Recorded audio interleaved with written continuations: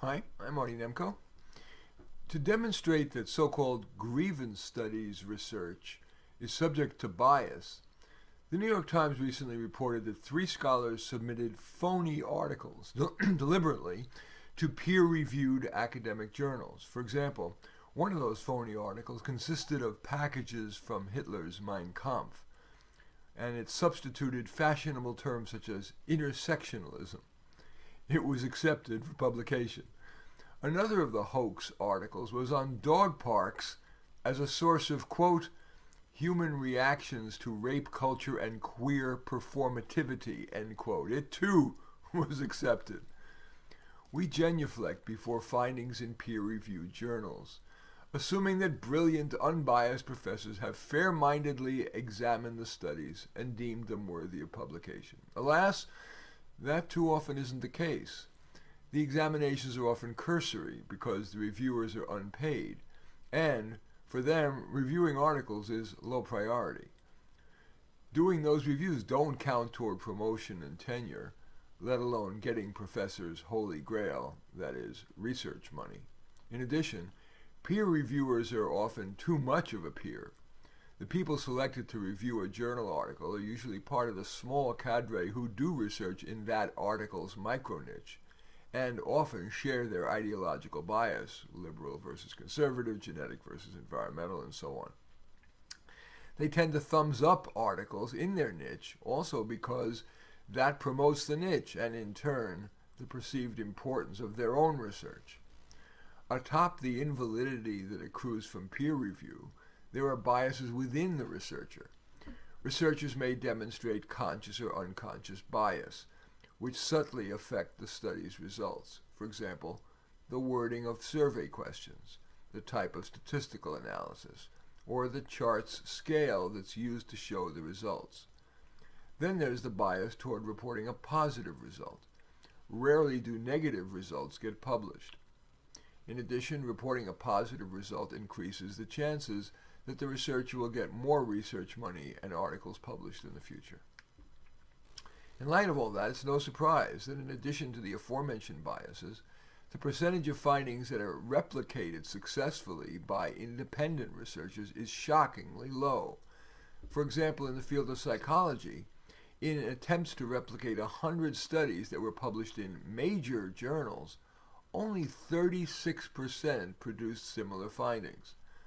Then there are what may be called deliberate falsifications, or at least negligence. For example, recently a media darling, Cornell nutritionist, was forced to resign for, quote, scientific misconduct. This all helps explain why so few research findings stand the test of time.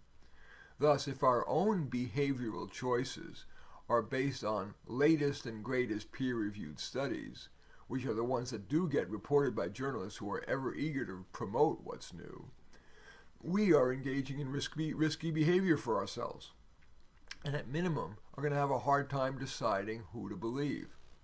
Let's take diet, since it's something that affects us all. They said that saturated fat raises blood cholesterol and in turn heart disease, the risk of heart disease.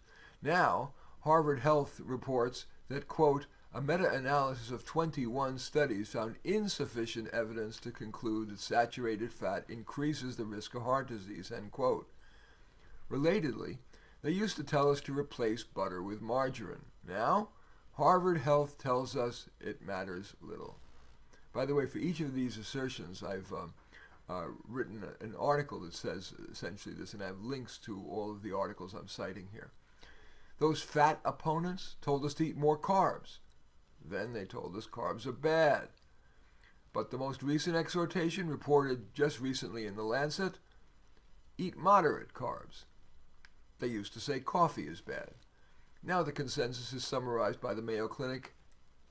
Most people will find that coffee ends up being a net plus.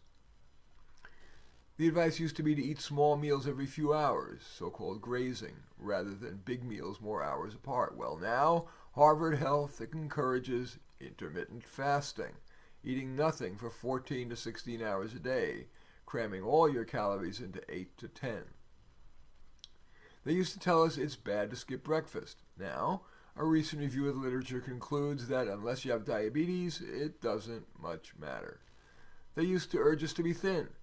Then they said slightly overweight is better. Now, research is back to recommending we be thin, moderately below average BMI. The standard recommendation for losing weight included vigorous exercise, but a recent review of the literature finds that exercise has little effect. Maybe that's in part because exercise increases your appetite and your sense of entitlement.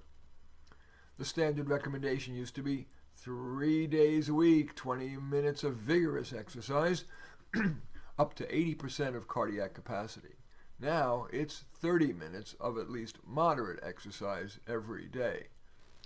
They used to insist that it's important to stretch before and or after exercising. Well, recent meta-evaluation suggests it's not. Until recently, supplements, for example, fish oil and vitamin E, were touted.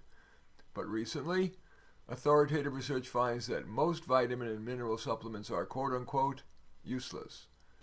They used to say marijuana was dangerous, the oft-cited reefer madness. Then they said pot is innocuous. But as legalization has expanded, there's been an explosion of research, and per the National Academy of Sciences review of over 100 studies, marijuana is more dangerous to mental and physical health than previously thought. For decades, they said a glass or two of red wine a night were salutary, healthy. Then they said it doesn't matter if it's red or white. Then they said beer is fine too. Now, a new study in The Lancet says even one drink is bad. How do I deal with all this? As a result of all the ever-morphing advice, I tend to follow recommendations that have stood the test of time, and especially those that, to me at least, appear to be common sense.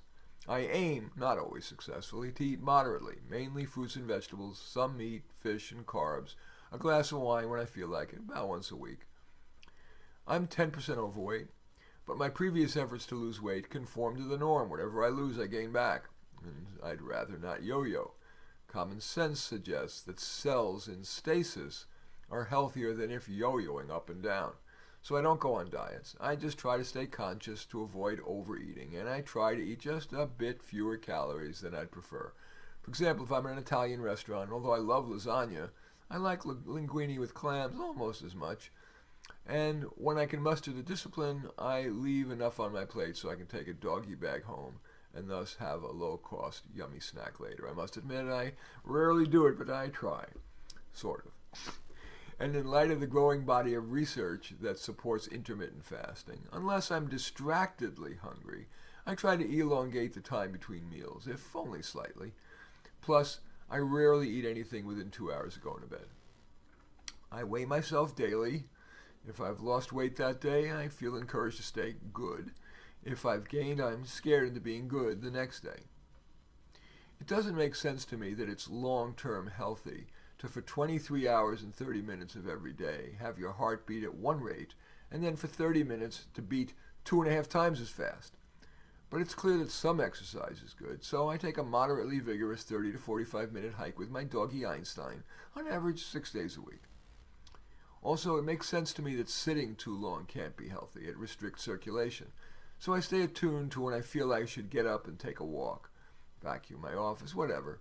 I average taking 5 or 10 minutes an hour to do that, but sometimes I might go 2 hours, other times just a half hour. I believe my body tells me more accurately when I need to get up than if I adhere to some average number that comes from a population study. Everybody's different. Caffeine makes me feel good. Drinking some right now. With better brain power without making me jittery. So most days I have 1, maybe 2 cups of coffee or a caffeinated diet soda when I feel I need a pick-me-up. When I was in college, I smoked a little pot and I enjoyed it.